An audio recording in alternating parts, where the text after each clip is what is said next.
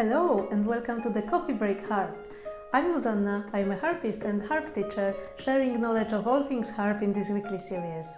In today's episode, I'm going to answer a question that I get asked a lot. How hard is it to play the harp? If you've been with me for a while and you remember the weekly live harp lessons, you may remember me talking about this one before. Since this is one of the questions that people ask me all the time, I wanted to talk about it again and add some more information to this episode that I didn't share before. Feel free to download the episode notes and, if you prefer to read, a transcript for this video. You will find all the links in the description of this episode. And now, back to the topic. If you're asking yourself this question, you may be wondering how complicated is playing the harp compared to other instruments, for example. Some of you may think that if harp is a really complex instrument, then perhaps it's better to start on a simpler one and move to the harp later on. So here's the truth.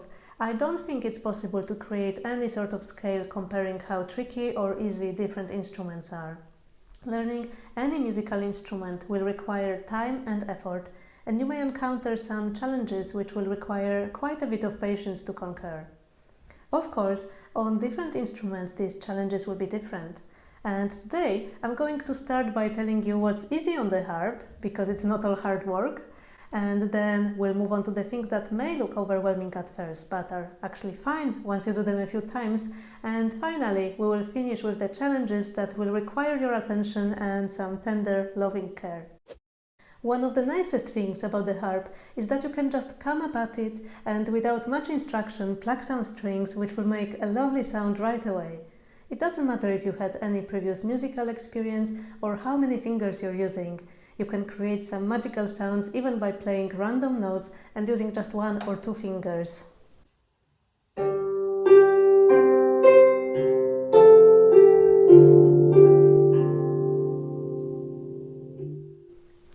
While you play, there's no need to adjust the pitch. Once the harp is in tune, you're all good to go. So no need for any special listening skills and worrying whether the note that you just played is really the one you had in mind. Of course, through using good harp technique, you can make that already lovely sound even nicer, but that's a topic for a whole different video. When it comes to reading music, you may find that the way music notation translates to the harp may be more straightforward than for some other instruments. When the notes on the stave go up, your hand goes up on the harp and vice versa. Also, when in the music you spot notes being right next to each other, this means they are going to be next to each other on the harp and that you're plucking each string on your way.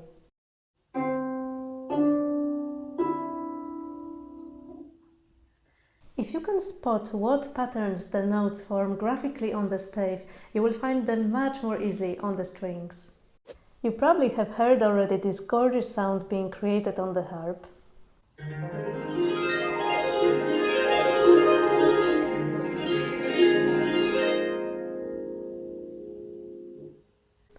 This sound effect is called Glissando, and if you ever wondered how difficult it is to play on the harp, here's some really good news.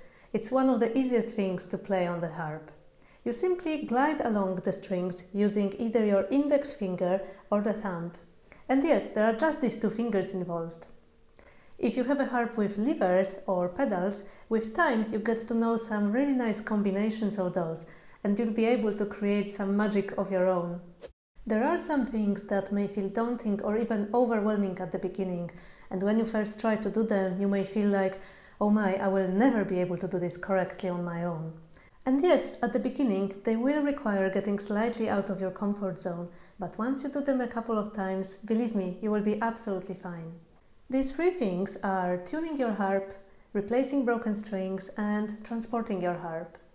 And even if they seem scary or even impossible at first, if you follow certain steps for how to do them and practice these a few times, you will soon feel at ease.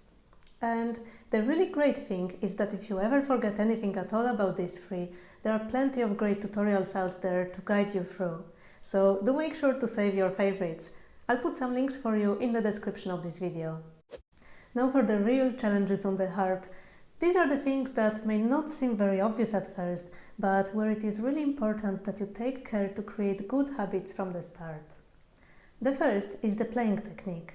Now, there are a few different schools of playing the harp, and when you're looking at the recordings and videos out there, you will see different harpists doing different things, and sometimes what you will see may feel contradictory. Although I am not able to talk here about all the different ways of playing the harp that are out there, I can tell you what I think are the few most important things to pay attention to, and these are thumbs pointing up and other fingers pointing down, which means you have a nice open space between the two.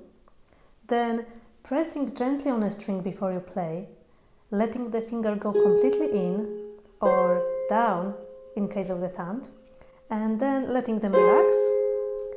Then finally, finger placing, making sure that when you prepare your fingers on the strings, you do so in the right order, following the rules of so-called directional placing. These may all feel counterintuitive at the beginning, and because everyone's body is different, it may take some time for you to find your own way with this and to feel comfortable with your playing position. The best thing you can do to help yourself navigate this challenge is finding a teacher that you can trust and that will guide you through the basics of harp playing technique, while helping you to adjust so it works well for you and your harp without creating unnecessary tension. If you stick to and follow their advice, you will build good habits and consistent technique from the start. It is also possible to work on this on your own.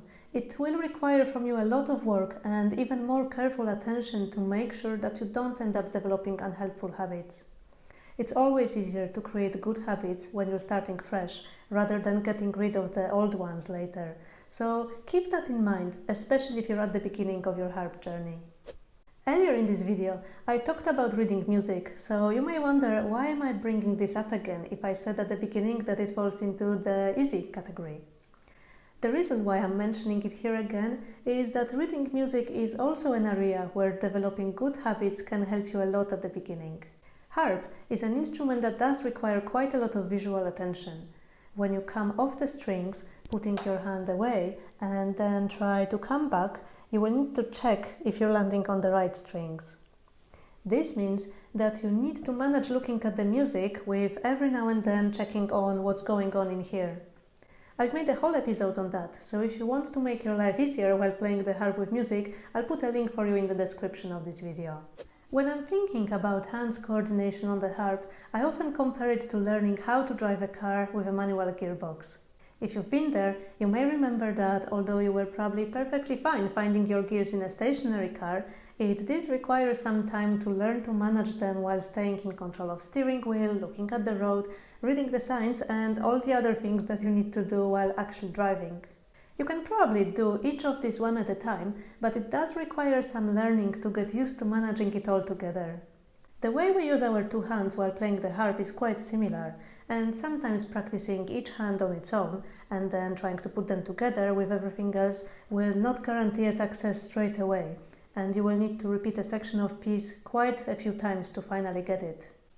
However, there are some practice strategies that will be very helpful here and that can limit the number of repetitions that you need and therefore save a lot of your time. A good teacher, apart from showing you the basics of the harp playing technique, will also introduce you to these practice strategies, as there are quite a few of them and many different combinations. If I could give you one short piece of advice here that I think will really help you make the most of your time with the harp, not only with playing hands together, but also with all the other challenges you may possibly encounter, I would say take one tiny step at a time. If something seems too tricky, break it down into even smaller steps and do it again and again until it feels easy. If you build up from there, I guarantee you will enjoy your time with the harp so much more. Is there anything you'd like to know about harps but maybe are afraid to ask? Or is there something that surprised you that you wished you knew before? Let me know in the comments. And in the meantime, I wish you all happy exploring and will be looking forward to seeing you here next week. Take care for now. Bye!